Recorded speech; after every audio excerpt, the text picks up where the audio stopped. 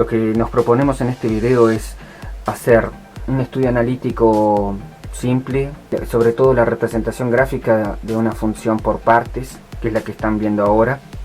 De una función que quise hacerla buena porque para poner en práctica diferentes temas y conceptos que hemos estado viendo en el curso.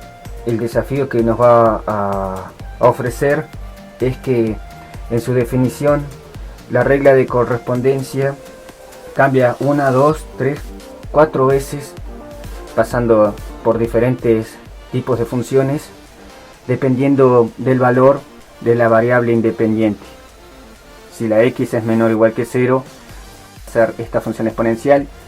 Si el valor de x está entre 0 y 3, vamos a tener que usar esta función logaritmo neperiano de x, que han estado apareciendo en videos y en trabajos. Si el valor de la x está comprendido entre 3 y 6, vamos a tener que usar la expresión analítica de esta función de segundo grado. Y si la x mayor que 6, vamos a tener que usar esta función. El plan es repasar lo que hemos estado viendo de las diferentes funciones muy elementales, como lo básico de una función lineal, que sería función que aparece, una función lineal, como hacer una tabla, la representación gráfica.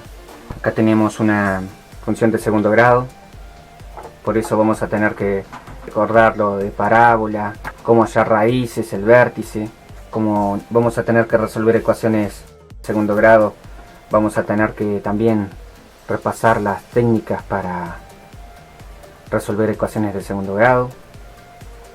Nos encontramos con la función logarítmica, que es una función que se ha trabajado bastante. Lo principal de la función logaritmo neperiano de x, sobre todo la representación gráfica y las características de la misma.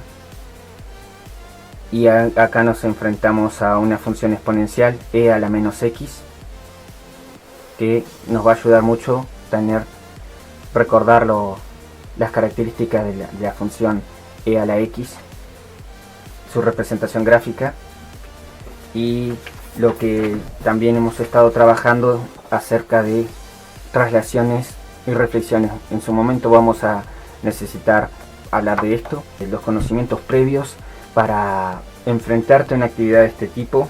La definición de esta función es en 4 partes. El dominio de la función se divide en 4 intervalos, y para eso vamos a tener que repasar lo principal de los intervalos. Esto lo has trabajado en años anteriores, cuando se resuelven inecuaciones, se hablan de estos aspectos. Siempre es bueno igual repasarlos y tenerlo en el resumen. Se define al intervalo como un conjunto de números reales comprendidos entre dos extremos, a y b. Y hay dos tipos de intervalos, el intervalo abierto y el intervalo cerrado.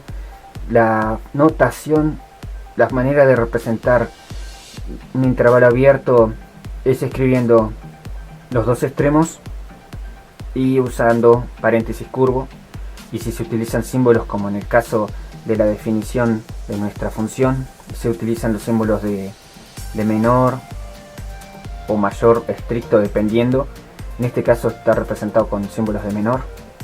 Hablando de la representación gráfica de un intervalo, se utiliza la recta numérica, se escriben en los extremos a y b.